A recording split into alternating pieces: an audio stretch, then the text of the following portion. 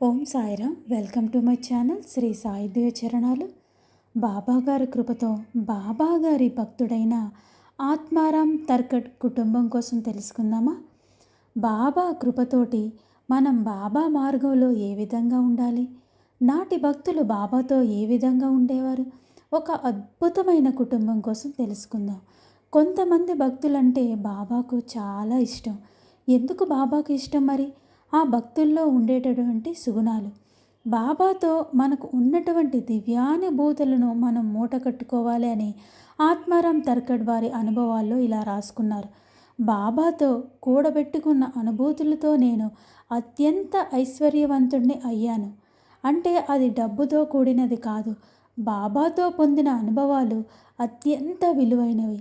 వీరి కుటుంబంతో పాటు ఆ రోజుల్లో పురందరే కుటుంబం, సావిత్రిబాయి టెండూల్కర్ కుటుంబం ఎక్కువగా షిరిడీకి వచ్చేవారు. వీరందరూ కూడా ఒకే ఊరిలో ముంబై, బాంద్రాలో ఉండేవారు. అక్కడ కలిసి బాబా కోసం మాట్లాడుకోకుండా షిరిడీకే వచ్చి వారి వారి అనుభవాల కోసం మాట్లాడుకునేవారు.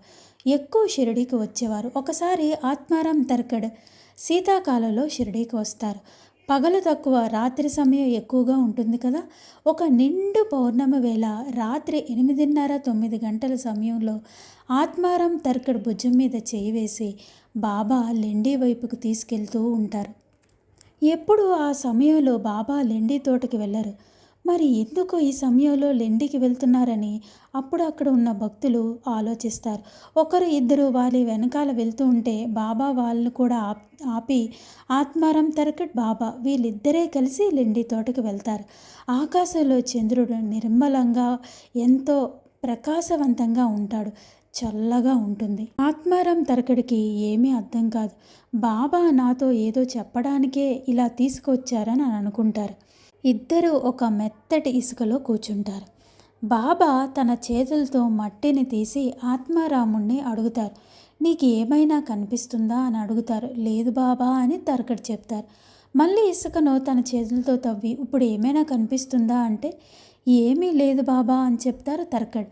మళ్ళీ మూడోసారి ఇసుకను మళ్ళీ తవ్వి బాబా ఇప్పుడు ఏవైనా కనిపిస్తుందా అని అడుగుతారు. లేదు బాబా అంటారు తర్కడ్. అప్పుడు బాబా తర్కడ్ మెడ మీద చెయ్యి వేసి ఉంచి చూడు అంటారు. అప్పుడు ఒక బంగారు లోహం కనబడుతుంది బాబా అంటారు తర్కడ్. ఇదిగో ఈ నిధి అంతా నీకే, నీ కుటుంబం అంతా నా పట్ల ఉన్న భక్తికి నేను నీకు ఈ నిధిని ఇవ్వాలనుకుంటున్నాను, తీసుకో అంటారు బాబా. తర్కడ్ ఇలా అంటారు, బాబా ఇది బంగారం కాదు, మాయ. ఇది నాకు వద్దు. జన్మ జన్మలుగా మీతో అనుబంధం, మరో జన్మలో మీతో కలిగే రుణానుబంధం నాకు కావాలి, కానీ ఈ బంగారు నాకు వద్దు బాబా, దయచేసి దీన్ని మూసేయండి అంటారు. అప్పుడు బాబా చెప్తారు, తర్కడ్ నా మాట విను. లక్ష్మీదేవి నీకు ఈ సిరిని ఇవ్వాలనుకుంటుంది.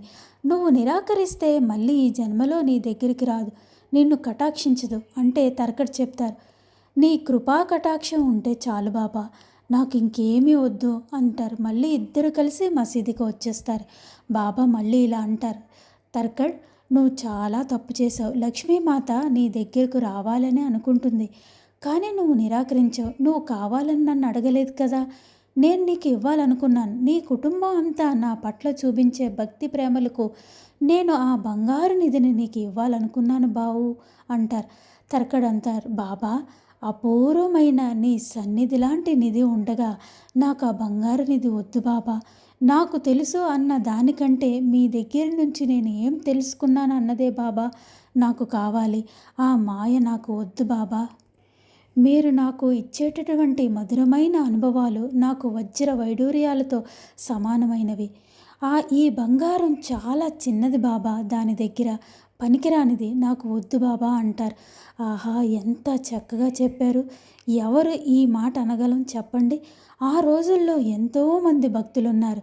శ్యామ, మహల్సాపతి, తాత్య, సావిత్రిబాయి, తాత్య సాహెబ్ నూల్కర్, కాకాసాహెబ్ దీక్షిత్, ఇలాగ ఎంతోమంది ఉన్నారు. ఇంతమంది ఉన్నా కూడా బాబా ఎందుకు తర్కడ్కి మాత్రమే ఆ నిధి ఇవ్వాలనుకున్నారు? కేవలం ఒక్కసారి దర్శనంతోనే ఎంతో భక్తిని పెంచుకొని ప్రతిరోజు తినే ముద్దకు బాబాను తలుచుకునేవారు తర్కడ్ కుటుంబం అంతా కూడా. వీరు ప్రార్థనా సమాజానికి చెందినవారు అయినా వారి సాంప్రదాయాన్ని పక్కన పెట్టి బాబా గారి ఫోటో వారి ఇంట్లో పెట్టుకొని ప్రతిరోజు పూజ చేసుకునేవారు. ఒకసారి బాబా ఫోటో ఇస్తారు వీరికి. ఇచ్చిన తర్వాత తర్కడ్ కుటుంబం అంతా కూడా తర్కడ్ కుమారుడు జ్యోతేంద్ర తర్కడ్, తర్కడ్ భార్య సీతాదేవి తర్కడ్ వీరందరూ కూడా చక్కగా బాబా ఫోటోకి చందనం వద్ది ప్రతిరోజు పంచహారతి ఇచ్చేవారు. మరొకసారి బాబా ఒక పైసా ఇస్తారు. ఆ పైసాను కూడా హారతిలో పెట్టి ప్రతిరోజు హారతి చేసుకునేవారు జ్యోతిరేంద్ర తర్కడ్ ఇద్దరు కూడాను. అంతేకాదు ఏ పని చేసినా బాబాను తలుచుకునే ఆ పనిని ప్రారంభించేవారు. తండ్రి కొడుకులు ఇద్దరు కూడా ఒక కాటన్ మిల్లులో పనిచేసేవారు. ఆ రోజుల్లోనే ఆత్మారాం తర్కడ్కి 5,000 రూపాయలు, కొడుకు జ్యోతేంద్ర తర్కడ్కి 2,000 రూపాయలు జీతం వచ్చేది. ఎప్పుడు దేనికి లోటు ఉండేది కాదు. లగ్జరీగా పెద్ద బంగళాలు, కారుల్లో తిరిగేవారు. మళ్ళీ ఒకసారి ఆత్మారాం తర్కడ్కి మరో అనుభవం అవుతుంది. అది మరొక వీడియోలో తెలుసుకుందాం.